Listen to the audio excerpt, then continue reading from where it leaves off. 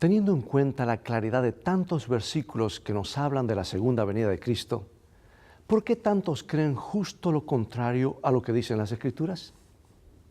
¿Qué argumentos traen para defender sus puntos de vista y cómo debemos responder?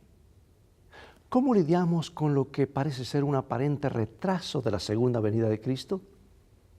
¿Y cuál debería ser nuestra actitud mientras esperamos su regreso? ¿Qué personajes de la Biblia tuvieron que esperar? ¿Y qué podemos aprender de ellos? Por ejemplo, José, Abraham, Sara, Caleb y Josué. Además, ¿qué nos dice Apocalipsis acerca del retraso? Toma tu Biblia. En un momento más regresaré.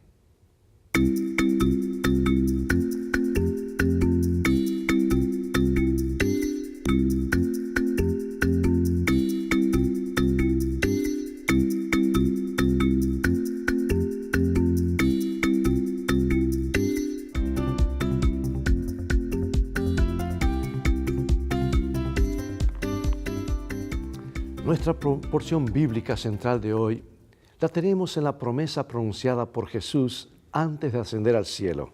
San Juan capítulo 14, versículos 1 al 3. No se turbe vuestro corazón. ¿Creéis en Dios? Creed también en mí. En la casa de mi Padre muchas moradas hay.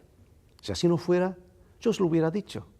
Voy pues a preparar lugar para vosotros, y si me fuere y os preparare lugar, vendré otra vez, y os tomaré a mí mismo para que donde yo estoy, vosotros también estéis.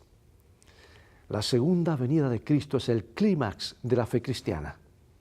El primer advenimiento de Jesús y su muerte en la cruz son los precursores esenciales para la segunda venida.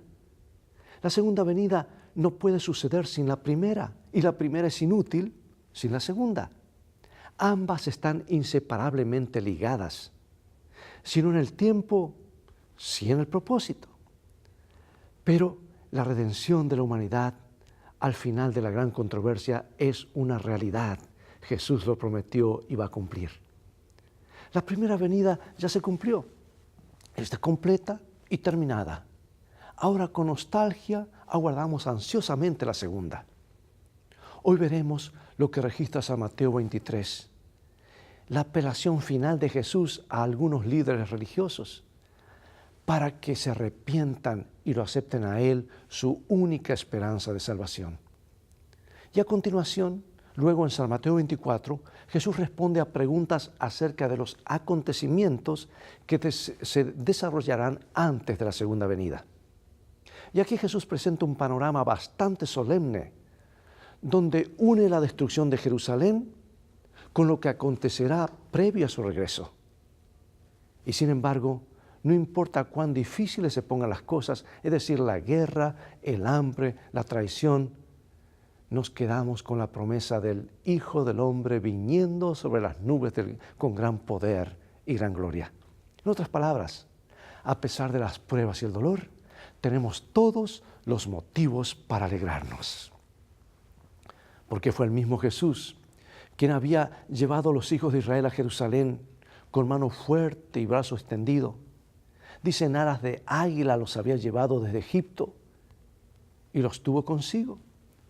Bueno, en Éxodo encontramos un rescate operado por Dios. Éxodo 19, 5 y 6 nos dice lo siguiente. Vosotros seréis mi especial tesoro sobre todos los pueblos, porque mía es toda la tierra, y vosotros me seréis un reino de sacerdotes y gentes santas. Jesús los llama para una misión específica, preparar al mundo para su aparición. Y en cierto sentido Jesús había propuesto a Israel, le había hecho una propuesta en una hermosa montaña llamada Sinaí. Y Cristo ofreció la copa de su pacto a Israel como un hombre que le ofrece una copa a la mujer con quien quiere casarse y darle un futuro maravilloso. Israel recibió la copa y dijo, sí, queremos vivir para siempre contigo en la tierra prometida. ¿Pero qué ocurrió? Justo lo contrario. No porque Dios falló, sino porque ellos dejaron a Dios. Y ahora nos vamos justamente a San Mateo 23, porque esto fue lo que Jesús les dijo a los líderes cuando lo rechazaron, que ellos estaban rompiendo un pacto. Encontramos en San Mateo 23, 37 y 38. Jerusalén, Jerusalén, que matas a los profetas y apedreas a los que te son enviados. ¿Cuántas veces quiso juntar a tus hijos como la gallina junta sus polluelos debajo de sus alas? Y no quisiste. He aquí vuestra casa os es dejada desierta. Qué triste. San Mateo 23 fue la última súplica desesperada de Jesús para reconciliarse con su amada. Pero su amada lo abandonó. Él aceptó su decisión y por última vez salió de su casa, o sea, el templo.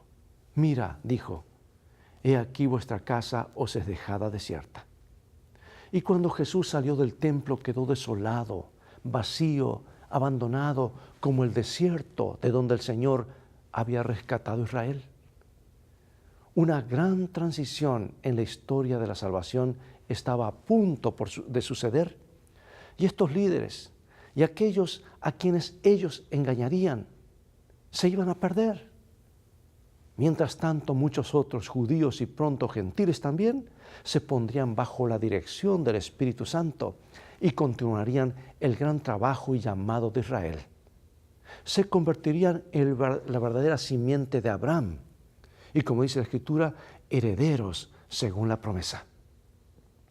También nosotros, hoy en día, somos parte de ese mismo pueblo con la misma vocación divina. Después de que Jesús reprendió a los líderes judíos que le rechazaron, Juan 12 registra una solicitud fascinante. Le informaron a Jesús que había gentiles que lo querían ver. Sin embargo, estos gentiles primero hicieron su solicitud a los judíos que eran fieles seguidores de Jesús. Y en poco tiempo algo similar ocurriría a escala mucho más grande.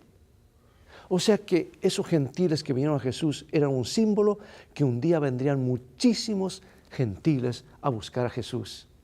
Algunos judíos lo rechazarían, pero otros serían el medio principal a través del cual muchos gentiles llegarían al conocimiento de Él.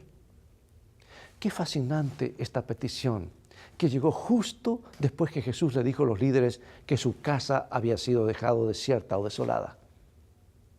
Ciertamente lo viejo no tardaría de dar paso a lo nuevo, y a lo que siempre había sido la intención de Dios, la salvación de los gentiles, así como también la de los judíos. Veamos ahora cómo comienza Jesús su sermón profético de San Mateo 24, luego de haber dicho esas palabras a su pueblo, los judíos, diciendo: la casa os es dejada desierta. En San Lucas 21, ante la pregunta de los discípulos, Jesús les responde lo que está aquí en San Mateo 24.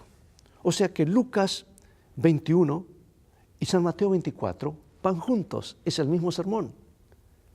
Y cuando queremos ver la historia total del sermón profético de Jesús, leamos Mateo 24 y Lucas 21. En Lucas 21 ellos hacen una pregunta. Y en Mateo 24, San Mateo registra la respuesta que Jesús les da. Y aquí está, versículos del 1 al 3, nos dice lo siguiente. Cuando Jesús salió del templo y se iba, se acercaron sus discípulos para mostrarle los edificios del templo. Respondiendo él les dijo: ¿veis todo esto? De cierto os digo que no quedará aquí piedra sobre piedra que no sea derribada.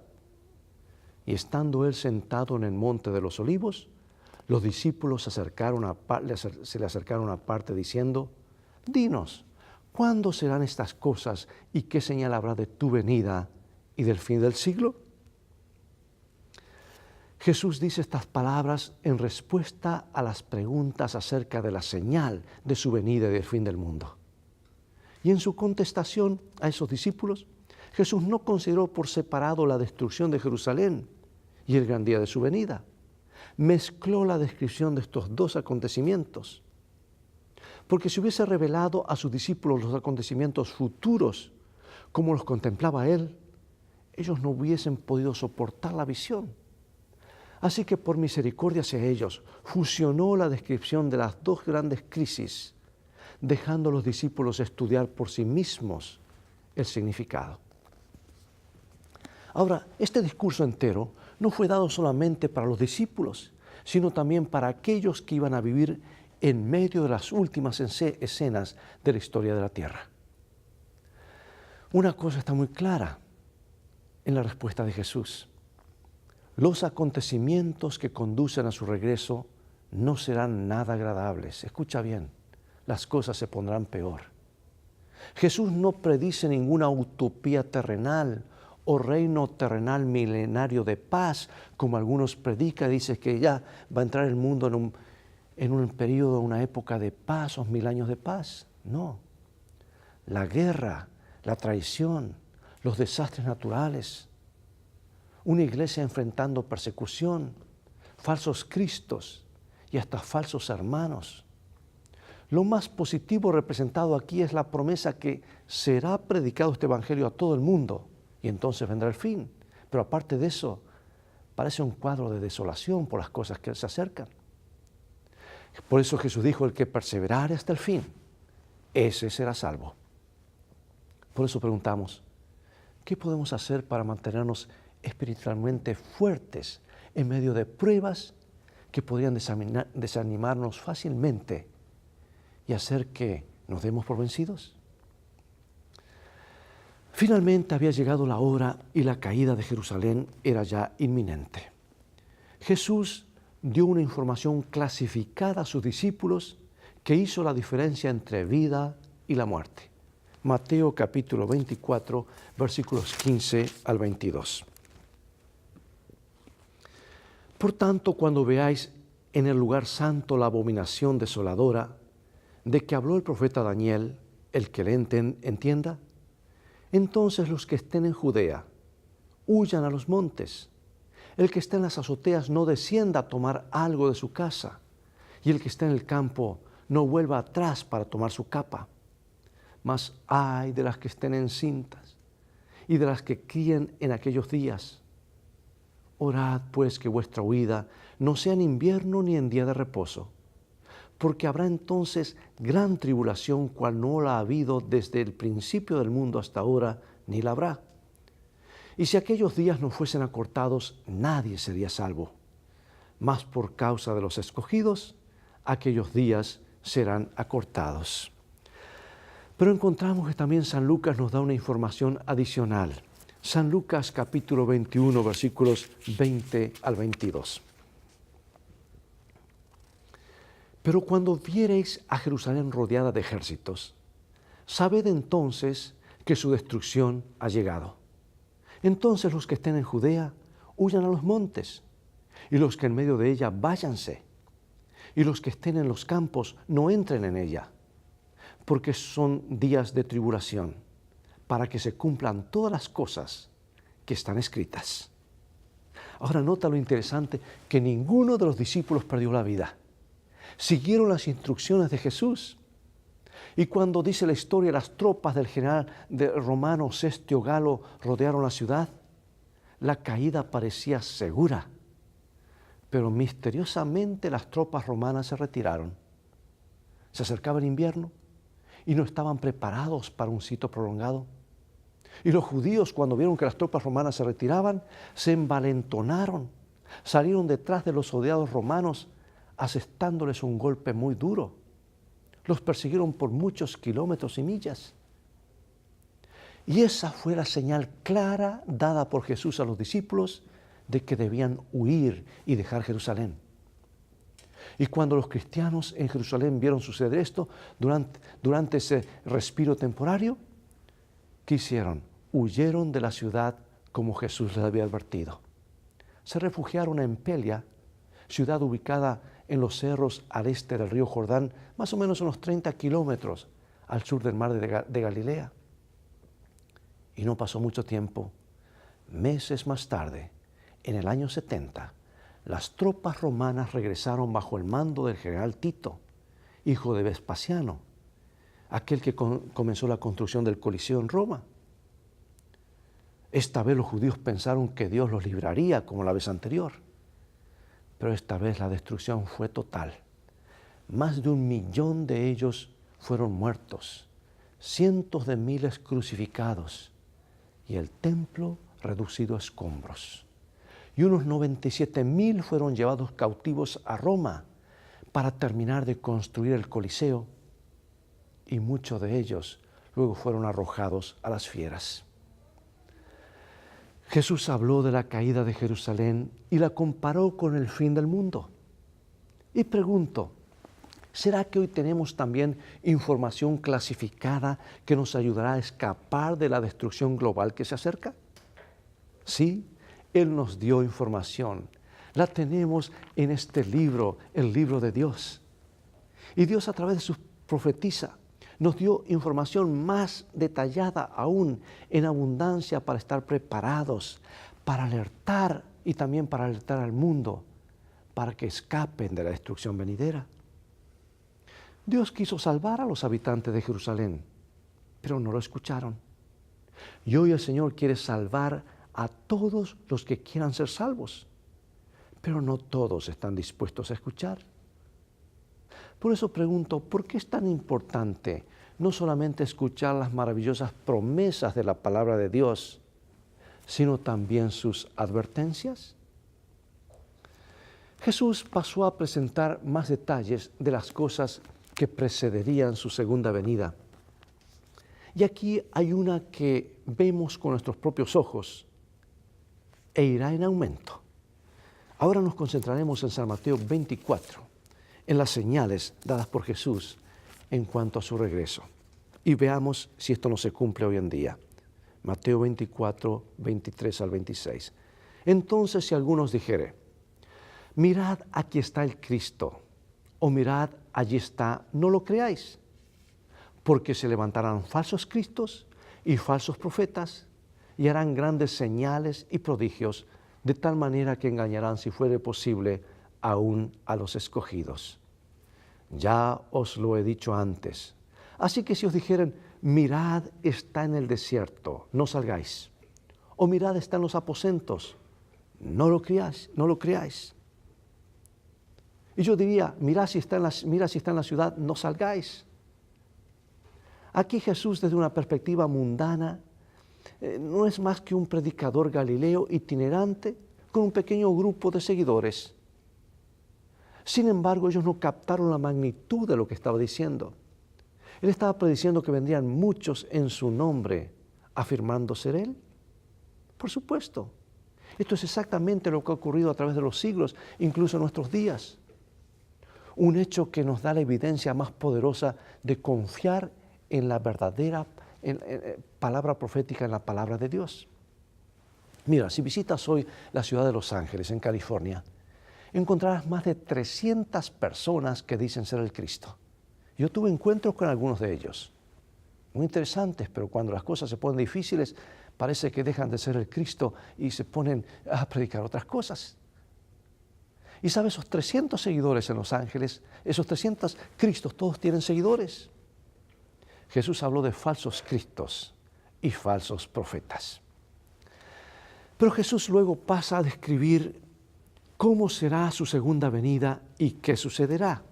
Versículos 27 al 31, y esto es lo que nos dice. Porque como el relámpago que sale del oriente y se muestra hasta el occidente, así será también la venida del Hijo del Hombre. Porque donde quiera que estuviese el cuerpo muerto, allí se juntarán las águilas.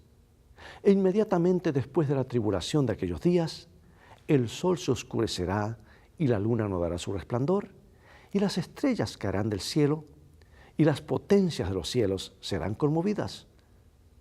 Y allí hay un punto, y dice, entonces aparecerá la señal del Hijo del Hombre en el cielo, y entonces lamentarán todas las tribus de la tierra, y verán al Hijo del Hombre viniendo sobre las nubes del cielo con poder y gran gloria. Y enviará a sus ángeles con gran voz de trompeta, y juntarán a sus escogidos de los cuatro vientos, de un extremo del cielo hasta el otro. Después de advertir Jesús que estas cosas vendrían, Él dice que muchos vendrían proclamando ser el Cristo. Jesús describe cómo realmente será su regreso. No por falsos cristos que andan anunciando por las calles, no por falsos profetas, sino que después que ocurran estas cosas, va a ocurrir algo grande que iluminará el cielo y será como el relámpago del oriente al occidente. No será algo que tendrás que ver en las noticias o encender el televisor. O sea que, en primer lugar, la segunda venida de Jesús es personal y es literal. Es el mismo Jesús que ha de venir de nuevo a la tierra. El Señor mismo descenderá del cielo. Es una refutación evidente de aquellos que dicen que el regreso de Cristo es un ideal o simplemente una nueva era en la historia de la humanidad. No, será algo real. Su regreso será visible como un rayo en el cielo. Todo ojo le verá. Las imágenes de trompetas revelan que será audible, lo suficientemente ruidoso para despertar aún a los muertos. Y lo más importante, si la primera venida fue una de humillación, en su segunda venida Jesús aparecerá como un rey triunfante, victorioso sobre todos sus enemigos y los nuestros. Amigo y amiga, la segunda venida de Jesús es la culminación de todas las esperanzas cristianas. Es el cumplimiento de todo lo que se nos ha prometido. Sin ella, ¿qué seríamos? ¿Qué habría? Nos desintegraríamos en el suelo después de muertos, al igual que todos los demás. Si la segunda venida y todo lo que implica, todo lo demás sobre nuestra fe se convertiría en una mentira, una farsa. Todo lo que los críticos y opositores han afirmado en su contra. No es de extrañar entonces que en gran expectativa de su regreso, algunos cristianos han fijado fechas para su regreso. Después de todo, hay muchas expectativas sobre el regreso y algunos que decir ya viene o se acerca. Por supuesto, como sabemos, cada fecha que se ha fijado para el regreso de Cristo ha fallado. ¿Y por qué se equivocan los que sugieren fechas? Porque el mismo Jesús lo dijo en San Mateo 24, 36 y 42. Pero del día y la hora nadie sabe, ni aun los ángeles de los cielos, sino solo mi Padre. Velad, pues, porque no sabéis a qué hora ha de venir vuestro Señor. Bueno, aquí está, precisamente porque no sabemos cuándo Cristo volverá, se nos dice que debemos estar listos y velar. Ahora, ¿qué significa velar y estar listos para la segunda venida? Vamos a los versículos 42 al 51. Velad, pues, porque no sabéis a qué hora ha de venir vuestro Señor. Pero sabed esto, que si el padre de familia supiese a qué hora el ladrón habría de venir, velaría y no dejaría minar su casa. Por tanto, también vosotros estad preparados, porque el Hijo del Hombre vendrá a la hora que no pensáis. ¿Quién es pues el siervo fiel y prudente al cual puso su Señor sobre su casa para que les dé alimento a su tiempo? Bienaventurado aquel siervo al cual cuando su Señor venga le haya haciendo así. De cierto os digo que sobre todos sus bienes lo pondrá. Pero si aquel siervo malo dijere en su corazón, mi Señor se tarda en venir, y comenzara a golpear a sus consiervos, y aun a comer y a beber con los borrachos, vendrá el Señor de aquel siervo en el día que éste no espera y a la hora que no sabe, y lo castigará duramente y pondrá su parte con los hipócritas, y allí será el lloro y el crujir de dientes. Amigos, Jesús es muy claro aquí. Dice que ocurrirá cuando Él vuelva. De hecho, Él vendrá cuando menos lo esperemos. Así que siempre debemos estar preparados para su regreso. Tenemos que vivir como si Él volviera en cualquier momento, incluso si no sabemos cuándo. El pensar que, bueno, Él no volverá por mucho tiempo, así que puedo hacer lo que yo quiera, esa es precisamente la actitud contra la cual Cristo advirtió. Debemos tratar de ser fieles porque amamos al Señor y queremos hacer lo que es correcto por Él, sin importar cuándo regrese. Además, con todos los textos que nos advierten acerca del juicio, especialmente contra los que tratan mal a los demás, el momento de la segunda venida no importa realmente. Importa estar preparados porque estamos a un latido de distancia del regreso de Jesús. Tarde o temprano el juicio vendrá. Y la pregunta es, ¿cómo podemos asegurarnos de no cometer el error, aunque sea de manera sutil, de ser comparados con el siervo malo? En el contexto de los eventos descritos en San Mateo 24, Jesús también dijo, de cierto os digo que no pasará esta generación hasta que todo esto acontezca. Y este texto ha llevado a la confusión, ya que obviamente todas estas cosas no acontecieron en una sola generación temporal. Y muchos comentadores ven en la transfiguración de Jesús el cumplimiento de esas palabras. Jesús dijo en San Mateo 17, 1 al 7, 6 días después Jesús tomó a Pedro y a Jacobo y a Juan, su hermano, y los llevó aparte a un monte y se transfiguró delante de ellos y resplandeció su rostro como el sol, vestidos se hicieron blancos como la luz. Y aquí aparecieron allí Moisés y Elías, hablando con él. Entonces Pedro le dijo a Jesús, Señor, bueno es para nosotros que estemos aquí. Si quieres, hagamos 3 enramadas, una para ti, otra para Moisés y otra para Elías. Y mientras él aún hablaba, una nube lo cubrió de luz. Y una voz escuchó que dijo, este es mi Hijo amado, en quien tengo complacencia. El texto bíblico continúa, pero yo quiero hacer una pausa aquí antes de terminar. Jesús nos habló que su regreso es inminente. Y Jesús, todo lo que dice es la verdad. Debemos estar preparados para su regreso. Quisiera hacerlo ahora mientras oramos. Padre Celestial, bendícenos y ayúdanos a estar preparados para tu regreso. Que la paz del cielo esté en nuestros corazones. En el nombre de Jesús oramos. Amén. Dios te bendiga. Te esperamos en el siguiente programa de Lecciones de Vida. Tú vales mucho para Jesús. Él te ama más de lo que puedes imaginar.